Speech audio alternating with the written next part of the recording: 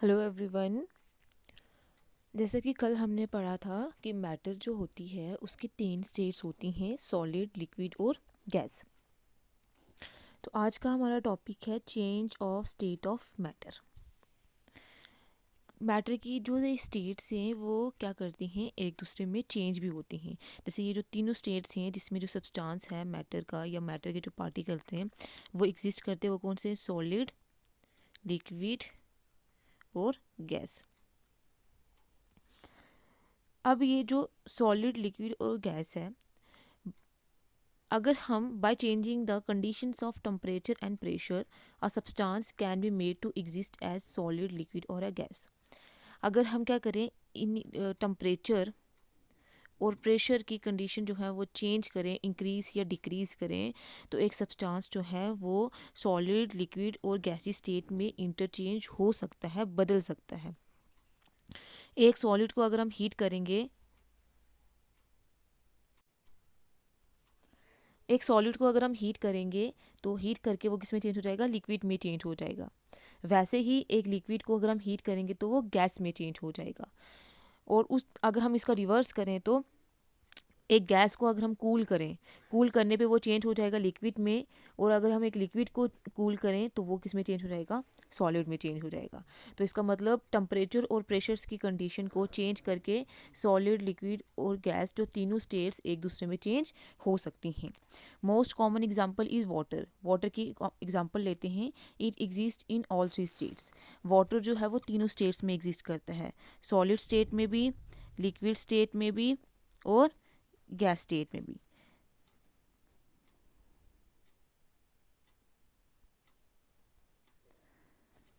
Solid state में ये exist करता है आइस की फॉर्म में, लिक्विड स्टेट में ये एग्जिस्ट करता है वाटर की फॉर्म में, और गैस स्टेट में ये एग्जिस्ट करता है वाटर वेपर की फॉर्म में।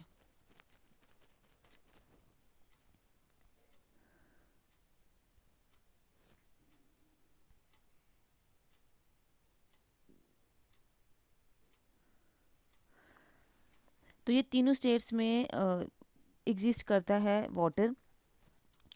अब आइस जो है वो इसकी सॉलिड फॉर्म है, वाटर जो है इसकी लिक्विड फॉर्म है और वाटर वेपर इसकी गैसियस फॉर्म है। तो आइस को जब हम हीट करेंगे तो आइस मेल्ट होके किस में कन्वर्ट हो जाएगी, पहले वो सॉलिड थी फिर अब वाटर स्टेट में कन्वर्ट हो जाएगी, जो मतलब क्या है, लिक्विड स्टेट है। फिर लिक्विड को फर्दर अगर हम हीट करेंगे तो हीट करके लिक्विड जो है वो वाटर को जब हम हीट करेंगे तो वो किस में चेंज हो जाता है, स्टीम में चेंज हो जाता है, मतलब गैस में चेंज हो जाता है। वैसे ही ये चेंजेस जो है वो रिवर्स भी हो सकते हैं। स्टीम को अगर हम कूल करेंगे, कंडेंस करेंगे, कूल करने की वजह से अगर हम इसको कूल करेंगे तो एक इसमें चेंज हो जाएगा, गैस जो है वो लिक्विड में कन्वर्ट हो जाएगी। फिर अगर हम इस वाटर को, लिक्विड को वापस से क्या करेंगे, कूल करेंगे, मतलब टेम्परेचर को डिक्रीज़ करेंगे, हीट नहीं करेंगे, कूल करेंगे, तो ये जो लिक्विड है, जो वाटर है, वो फ्रीज होकर किस में कन्वर्ट हो जाएगा, आइस में कन्वर्ट हो जाएगा। तो अभी हमने देखा कि अगर हम टेम्परेचर की कंडीशंस को या प्रेशर्स की कंडीशन को चेंज करते हैं तो तीनों स्टेट्स एक दूसरे में कन्वर्ट हो सकती हैं। अब हम एक को इसको डिटेल में डिस्कस करेंगे एक एक करके। पहला हम जो डिस्कस करेंगे वो है effect of temperature. Effect of temperature में ये देखेंगे कि टेम्परेचर जो है वो कैसे इन स्टेट्स को इंटर कन्वर्ट करता है, कैसे एक स्टेट दूसरी स्टेट में चेंज हो जाती है बाय चेंजिंग टेम्परेचर। तो पहले हमारे पास केस है solid to liquid. Solid to liquid में कैसे कन्वर्ट होती है टेम्परेचर चेंज करने पे। तो आइस क्या है, अगर हम एग्जांपल लें वाटर की तो आइस है सॉलिड। इन सॉलिड्स, अगर हम आइस की बात करते हैं तो आइस सॉलिड है, तो in solids the particles are tightly packed together. जो पार्टिकल्स होते हैं वो एक दूसरे से क्या होते हैं, उसमें वो टाइटली पैक्ड होते हैं, एक दूसरे से अच्छे से बाइंड होते हैं। When we heat a solid its particles become more energetic and kinetic energy of the particles increases. जब हम क्या करेंगे, एक सॉलिड को हीट करेंगे तो पहले इसके पार्टिकल्स क्लोजली अरेंज थे बिल्कुल। तो जैसे हम इसको हीट करेंगे तो जो इसके पार्टिकल्स होंगे वो इनर्जेटिक होंगे, इनको एनर्जी मिल जाएगी in the form of heat. और वो क्या करेंगे, जिसकी वजह से काइनेटिक एनर्जी इन पार्टिकल्स की इंक्रीज हो जाएगी। अब काइनेटिक एनर्जी इंक्रीज होगी तो ये जो पार्टिकल्स हैं, due to increase in kinetic energy the particles start vibrating more strongly with greater speed. Kinetic energy increase होने की वजह से जो पार्टिकल्स हैं वो क्या करेंगे, वाइब्रेट करना स्टार्ट कर देंगे, मूव करना स्टार्ट कर देंगे ज़्यादा स्पीड से। The energy supplied by heat overcomes the intermolecular force of attraction between the particles। जो हमने एनर्जी दी है, ये जो काइनेटिक एनर्जी जिसकी वजह से इंक्रीज होगी है, उसके बाद ये जो एनर्जी है ये क्या करेगी, जो इनके अंदर इंटर पार्टिकल जो फोर्स होगी जिसकी वजह से फोर्स ऑफ अट्रैक्शन जिसकी वजह से ये पार्टिकल्स बाइंड हुए होंगे, तो वो क्या करेगी, वो एनर्जी जो है जो हमने सप्लाई करी है in the form of heat, वो इस फोर्स ऑफ अट्रैक्शन को क्या करेगी, वीक करना स्टार्ट कर देगी। As a result, the particles leave their mean position and break away from each other। जिसकी वजह से ये intermolecular force of attraction weak होने की वजह से जो पार्टिकल्स हैं वो अपनी अपनी जगह से दूर दूर होते जाएंगे और एक दूसरे से भी दूर दूर होते जाएंगे। When this happens, the solid melts and a liquid is formed। जब ये होगा तब एक सॉलिड क्या करेगा, मेल्ट होगा और लिक्विड हमारे पास बन जाएगा। क्योंकि सॉलिड में पार्टिकल्स क्लोजली पैक्ड होते हैं, एक दूसरे के पास होते हैं, अगर वो थोड़े दूर दूर हो जाएंगे तो हमारे पास एक और स्टेट आ जाएगी जिसको हम क्या बोलेंगे, लिक्विड स्टेट। तो इस तरीके से सॉलिड जो है वो लिक्विड में चेंज होता है। The temperature at which a solid melt to become a liquid at the atmospheric pressure is called its melting point. वो टेम्परेचर जिसमें एक सॉलिड जो है वो मेल्ट होके लिक्विड में कन्वर्ट हो जाएगा एटमॉस्फेरिक प्रेशर में, उसी को हम मेल्टिंग पॉइंट बोलते हैं। The process of melting is also called a fusion. Melting के प्रोसेस को हम फ्यूजन भी बोलते हैं। The melting point of ice is 0 degree Celsius. जो मेल्टिंग पॉइंट है आइस का वो है 0 डिग्री सेल्सियस। अगर हम कैल्विन पे लें तो, और में ऑल्सो भी एक्सप्रेस्ड इज 273 कैल्विन। अगर हम कैल्विन में लें तो वो 273 कैल्विन होगा, अगर डिग्री सेल्सियस में लें तो 0 डिग्री सेल्सियस होगा। अब इसमें कुछ इंपॉर्टेंट टर्म्स आती हैं। तो इसमें एक केस है, अगर हम बात करें तो जब हम आइस को मेल्ट करते हैं, आइस को जब हम मेल्ट करेंगे तो हम देखेंगे कि जब हम इसको हीट देंगे, टेम्परेचर इंक्रीज़ करेंगे, एक पर्टिकुलर टेम्परेचर देंगे, तो ये जो मेल्टिंग पॉइंट है, जब आइस मेल्ट हो रही होती है, चाहे हम फर्दर हीट प्रोवाइड करते रहें, जितनी मर्जी इसको टेम्परेचर को इंक्रीज़ करें, आइस का जो मेल्टिंग पॉइंट है वो जब इसका अचीव हो जाएगा, जब 0 डिग्री सेल्सियस आ जाएगा, जब आइस थोड़ी थोड़ी मेल्ट होना स्टार्ट हो जाएगी, लेकिन उसके बाद उसका मेल्टिंग पॉइंट जो है वो सेम रहेगा, चाहे हम जितनी भी हीट जो है वो देते रहें। ऐसा क्यों होता है कि हीट देने पे भी, टेम्परेचर और इंक्रीज़ करने पे भी जो ये फर्दर मेल्टिंग पॉइंट है वो इंक्रीज़ नहीं होता, टेम्परेचर जो है वो इंक्रीज़ नहीं होता, इसका मेल्टिंग पॉइंट इंक्रीज़ नहीं होता। अब इसके पीछे रीज़न ये है कि जो हम हीट फर्दर सप्लाई करते हैं, थोड़े पार्टिकल्स तो आइस के वाटर में कन्वर्ट हो जाएंगे, बट पूरी की पूरी आइस के पार्टिकल्स को वाटर में जब तक कन्वर्ट नहीं हो जाती तब तक इसका टेम्परेचर जो है वो इंक्रीज़ नहीं हो जाता। जब ये आइस वाटर में कन्वर्ट हो रही होगी, फर्दर अगर हम जब हीट देंगे, चाहे और हीट देते रहें, तो वो सारी हीट जो है वो लग जाएगी इस आइस को मेल्ट करने पे और वाटर में कन्वर्ट करने में। और इसके में कभी चेंज इन टेम्परेचर नहीं आएगा, जो मेल्टिंग पॉइंट आइस का है 0 डिग्री सेल्सियस, वही टेम्परेचर जो है वो मेंटेन रहेगा। अब बात होती है कि जो हम एक्स्ट्रा एनर्जी प्रोवाइड करें वो एनर्जी कहाँ जा रही है, तो वो जो एनर्जी है वो एनर्जी यूज्ड अप हो रही है इस आइस के इंटरमॉलिक्यूलर फोर्स ऑफ अट्रैक्शन को ब्रेक करने में, जिसने सॉलिड स्टेट में इन पार्टिकल्स को बाइंड करके रखा हुआ है। तो वो जो एनर्जी है वो जो हमें चाहिए सॉलिड को लिक्विड में कन्वर्ट करने के लिए, उसको हम बोलते हैं, उस हीट को बोलते हैं लेटेंट हीट। वो जो एनर्जी हम एक्स्ट्रा सप्लाई कर रहे हैं जिससे आइस जो है मेल्ट होके वाटर में कन्वर्ट हो रही है, लिक्विड में कन्वर्ट हो रही है, बट उसका टेम्परेचर इंक्रीज़ नहीं हो रहा, उस हीट को बोलेंगे लेटेंट हीट। जो वर्ड लेटेंट मतलब उसका मतलब होता है हिडन, हिडन का मतलब छुपा हुआ। तो ये जो हीट होगी ये क्या रहेगी, हिडन रहेगी, जिसकी वजह से ये आइस के फर्दर पार्टिकल्स की इंटरमॉलिक्यूलर फोर्स ऑफ अट्रैक्शन को ब्रेक करेगी, वीक करेगी, और आइस मेल्ट होकर किस में कन्वर्ट हो जाएगी, वाटर में कन्वर्ट हो जाएगी। तो इसलिए हम जो लेटेंट हीट ऑफ फ्यूजन है उसको हम कैसे डिफाइन करेंगे, it is defined as the amount of heat energy required to change 1 kg of solid into a liquid at atmospheric pressure without any change in temperature at its melting point. वो amount of heat energy जो हमें चाहिए 1 kg of solid को liquid में convert करने के लिए, लेकिन उसके टेम्परेचर में कोई भी चेंज नहीं आना चाहिए, उसके मेल्टिंग पॉइंट में कोई भी चेंज नहीं आना चाहिए। उस हीट एनर्जी को हम बोलते हैं latent heat of fusion. Fusion यहाँ पे मेल्टिंग को ही फ्यूजन बोलते हैं। लेटेंट हीट का मतलब जो हीट जो है वो हिडन है। अब जो नेक्स्ट हमारे पास केस है, पहले हमने पढ़ा है सॉलिड टू लिक्विड, अब हम पढ़ेंगे लिक्विड टू गैस।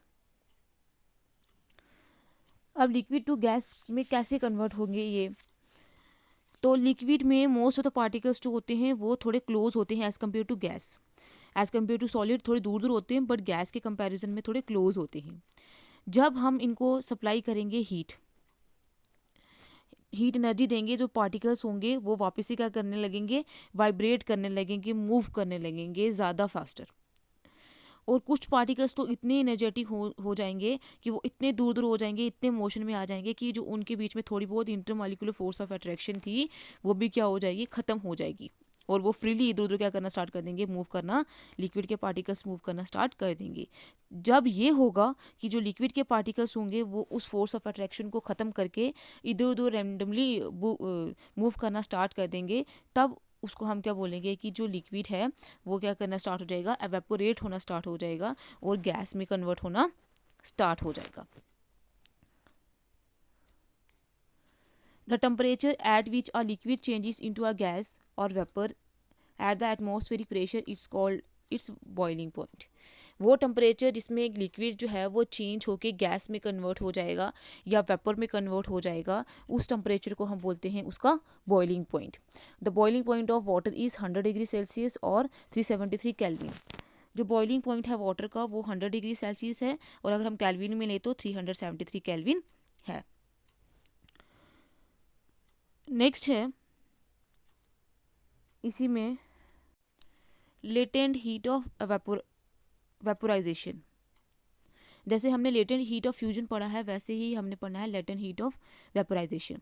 अब अगर हम देखेंगे कि जब एक लिक्विड जो है जैसे वाटर अपनी स्टीम फॉर्म में गैस फॉर्म में कन्वर्ट होना स्टार्ट हो जाएगा, जैसे ही उसका क्या आएगा, बॉइलिंग पॉइंट अचीव हो जाएगा। बॉइलिंग पॉइंट कितना, 100 डिग्री सेल्सियस और 373 केल्विन। तो उसके बाद फर्दर हम देखेंगे कि टेम्परेचर चेंज नहीं होगा जब उसका बॉइलिंग पॉइंट अचीव हो जाएगा, जब लिक्विड गैस में कन्वर्ट होना स्टार्ट हो जाएगा।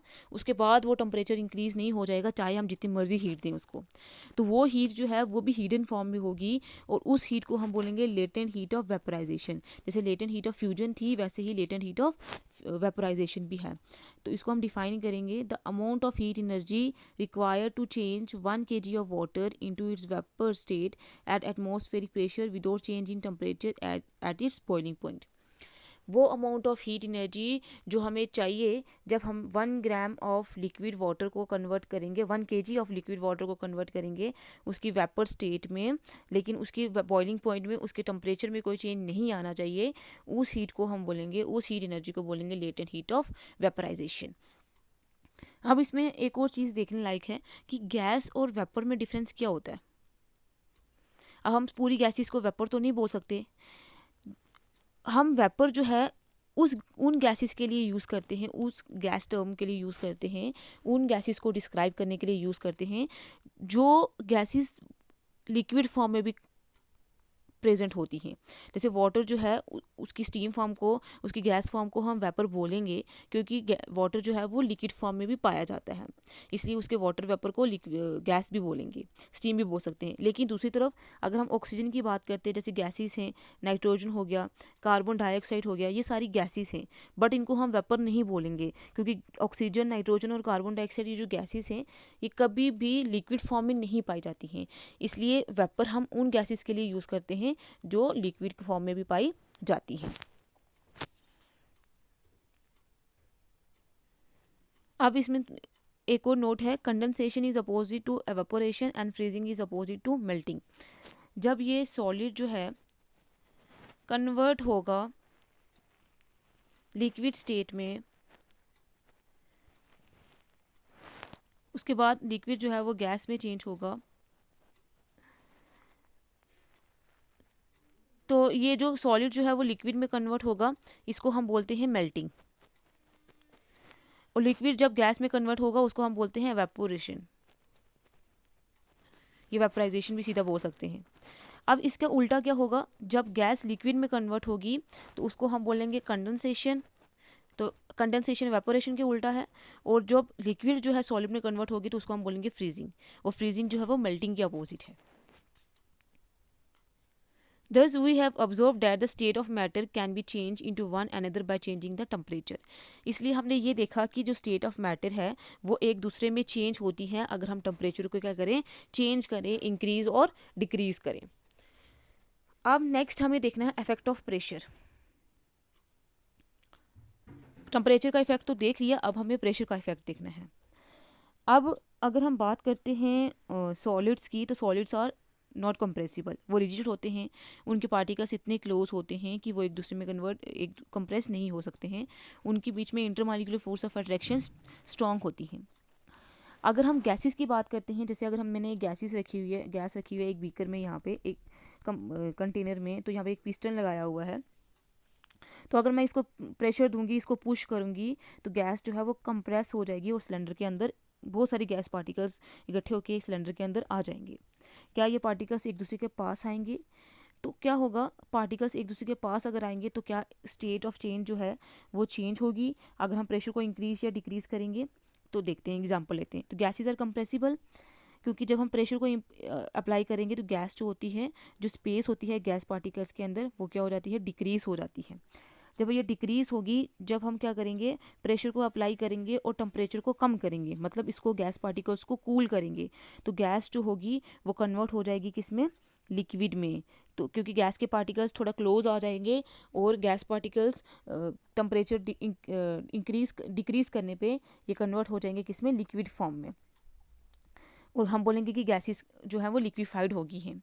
When we apply pressure and reduce temperature, the gases can be convert into liquids, that gases will be liquefied. जब हम क्या करेंगे, प्रेशर को अप्लाई करेंगे और टेम्परेचर को रिड्यूस करेंगे, तो जो गैसेस होती हैं वो लिक्विड में कन्वर्ट हो जाएंगी, और इसलिए हम बोलेंगे गैसेस क्या होगी हैं, लिक्विफाइड होगी हैं। The process of conversion of gas into a liquid by increasing pressure or decreasing temperature is called liquefaction. ये जो प्रोसेस होता है जिसमें गैस को लिक्विड में कन्वर्ट करते हैं प्रेशर को इंक्रीज या टेम्परेचर को डिक्रीज करके, उस प्रोसेस को बोलते हैं लिक्विफिकेशन।